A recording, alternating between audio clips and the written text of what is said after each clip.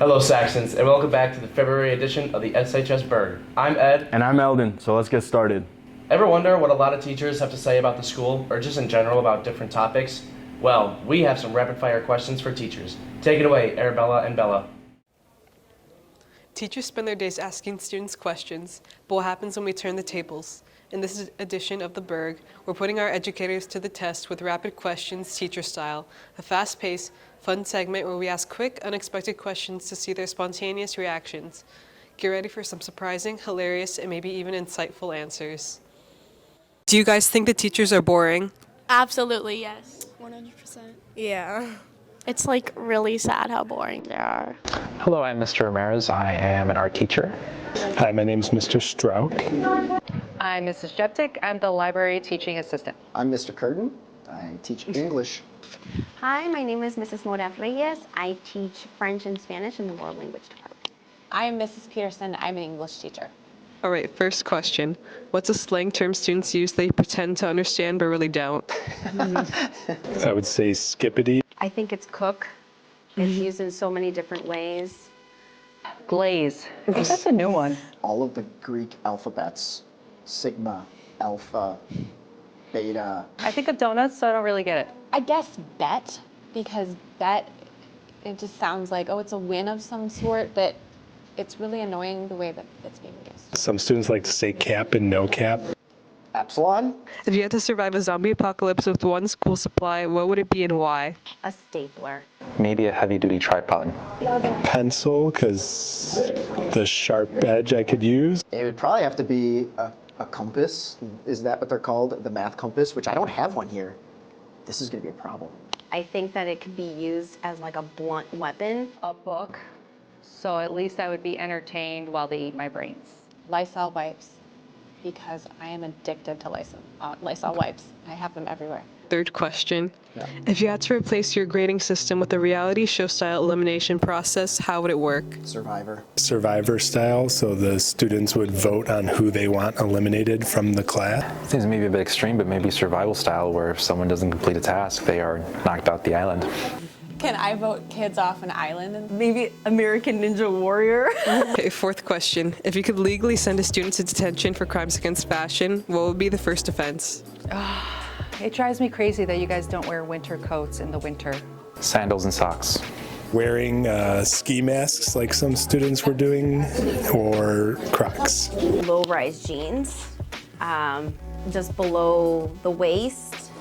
Once you grow up, you'll understand why. Oh, baggy pants that hang really low. Okay, thank you so much for answering. Thank you, guys. You're welcome. Thanks, guys. No problem. Thank you. You're welcome. Thank you for answering our questions. No problem. Thank you. Wow, that was interesting and fun to see what a lot of different teachers have to think about different stuff. For sure. I've been a little down recently. What could be causing that? That's a good question. It could be because of how much time you spend on your phone every day. Let's learn more about social media and mental health. Take it away, Sidra and Mary Grace.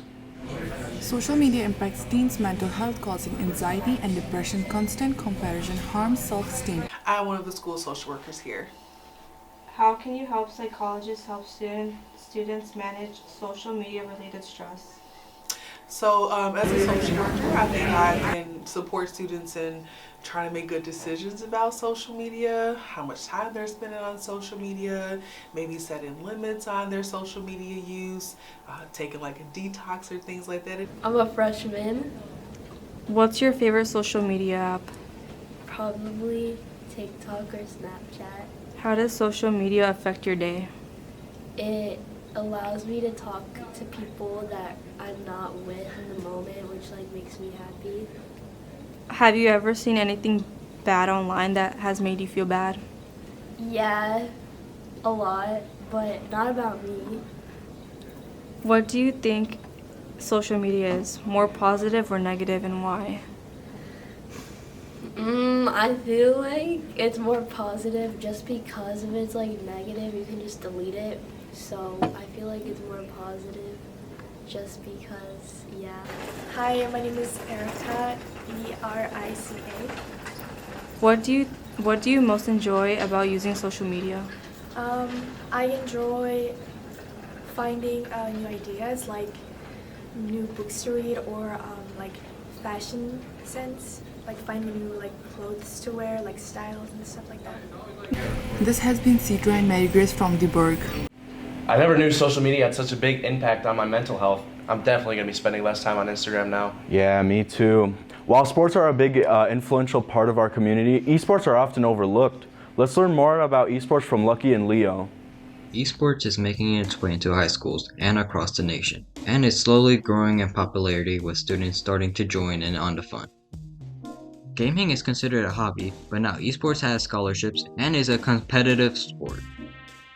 The esports team trains like any other sport, like strategy, communication, and focus, and also showcases their skill in the hobby. The esports community is a place where you can find people that have the same interests as you and also make a friend.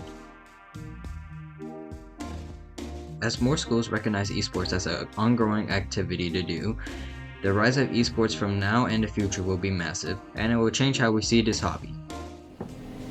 Esports definitely deserve more recognition and appreciation in our community. Yeah, for sure, Ed. Esports have only increased because of the advanced technology we have nowadays. Speaking of tech, ever wonder how it was before, like a couple of decades ago? I don't think about it much, but it's really fascinating. Take it away, Armand, Javian, and me. In the past 25 years, technology has had a profound impact on our lives. We asked staff and students what they think about these changes and what the future could hold in store for us. They're overwhelming. So if we think back 25 years ago, cell phones were just a technology to talk on. They weren't anything in reference to smartphones. When we look at audio, MP3 players were just starting into the market. Everything was still CD-ROM or discs. When you look at computers, the home computer was still a little bit more of a luxury than it was something that was commonplace. And internet speeds, it was dial-up modems. It wasn't cable. It was nothing like we have today. So in the last 25 years, the advancement of technology has just been overwhelming. Same thing even with televisions. We were just sort of chatting on the side. Televisions were giant tube televisions that were CRTs that had different bulbs in them to be able to make the colors and light up, and now everything is a slim, thin, flat panel that you can hang on a wall, as opposed to lug around at 70 or 80, 90. In the next 25 years, it's only going to grow exponentially, especially with AI coming out. School systems are literally going to have to change and form around it and learn how to get used to it. Should we be concerned at all at the growing role of technology in our lives? Honestly, I don't think so. It always comes down to it when it comes to generations changing with technology, because it's not the people growing up with them, but as people grow and adapt with the technology around us, and as it's also changing with us, I think it's not going to have a detrimental role, because we're only going to be using it for the positive. I think it's just some AI, some generations can affect on some people's friends. It can have an effect on their learning ability, or some people who have disability of learning on their own, that can also have an effect. Do you think it's a positive effect or a negative effect? It could be a mix of both. It just depends on what it is that is affecting that person's learning ability.